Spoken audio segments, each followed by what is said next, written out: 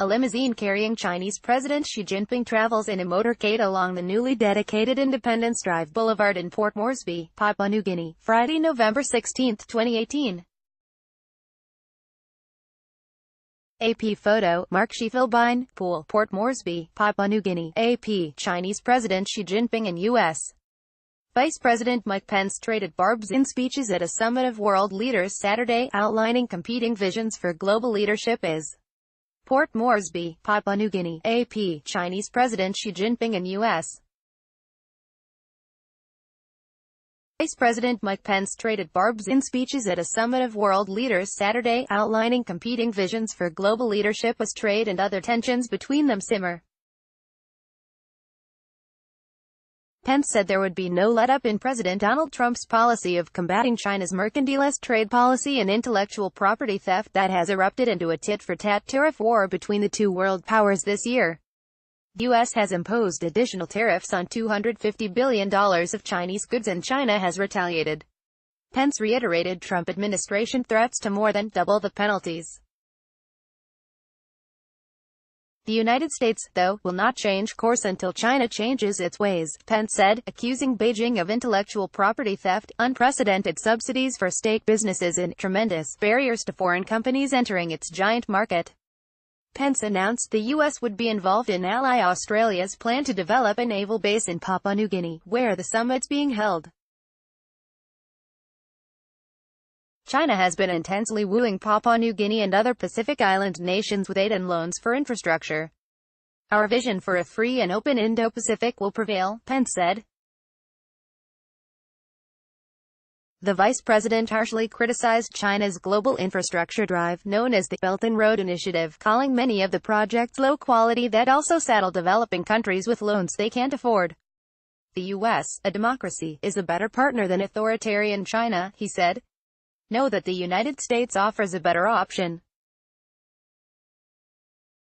We don't drown our partners in a sea of debt, we don't coerce, compromise your independence, Pence said. We do not offer constricting belt or a one-way road. When you partner with us, we partner with you and we all prosper. Xi, who spoke before Pence, anticipated many of the U.S.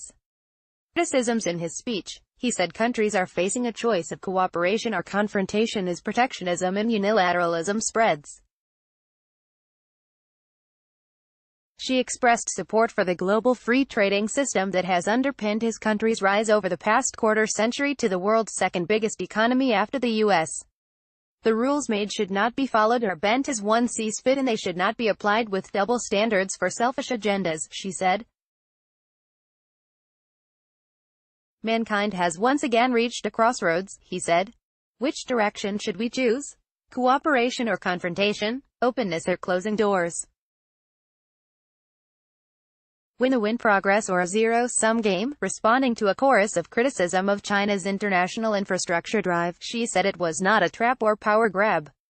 It is not designed to serve any hidden geopolitical agenda, it is not targeted against anyone and it does not exclude anyone, Xi said. It is not an exclusive club that is closed to non-members, nor is it a trap as some people have labeled it. Leaders of 21 Pacific Rim countries and territories that make up 60% of the world economy are meeting in Port Moresby, the capital of Papua New Guinea, for an annual Asia-Pacific Economic Cooperation Summit. They are struggling to reach agreement on a joint declaration, particularly whether to push for changes to the World Trade Organization, which sets the rules for trade and can penalize nations that breach them. WTO member nations have been unable to reach agreement on further freeing up trade for years, and the organization is in danger of atrophy. Two-thirds of its members claim developing nation status that allows them to take advantage of benefits and exemptions to obligations not granted to advanced economies, according to the Center for Strategic and International Studies. The U.S., meanwhile, believes the WTO's arbitration body has made decisions beyond its mandate. APEC is also facing questions about its future.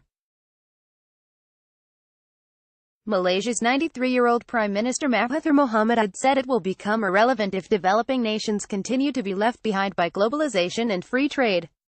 China's territorial claims to most of the South China Sea that border Southeast Asian nations were also a target in Pence's speech.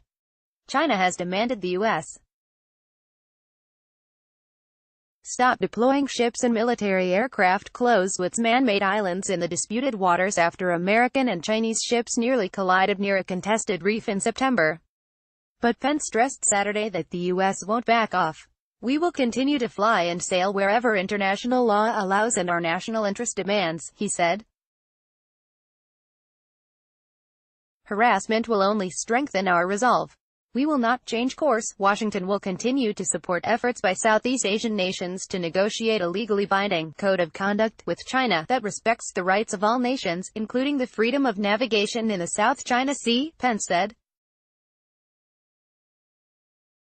Copyright 2018 The Associated Press. All rights reserved. This material may not be published, broadcast, written or redistributed.